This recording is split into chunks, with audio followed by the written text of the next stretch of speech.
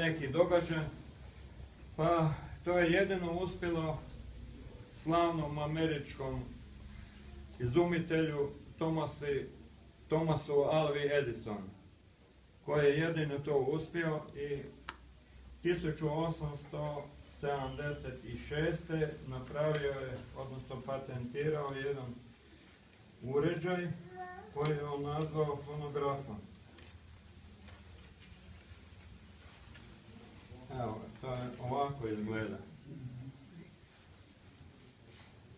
Ima poklopac kao i stare sengerice. To je sve bilo jedinstveno u ono vrijeme. Da. On je koristio jedan valjak na koji je došla snimka.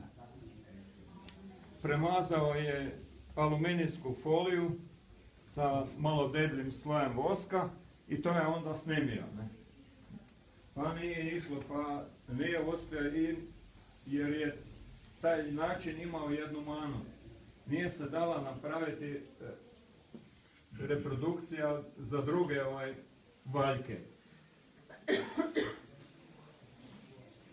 Tako da je probao onda i sa zlatom, sa tankom zlatnom folijom, pa nije ni to išlo. Pa imao je velikih problema. Jer jedan valjak, jedna snimka i gotovo. Morao ponovo snimati, ako je htio nešto drugo napraviti.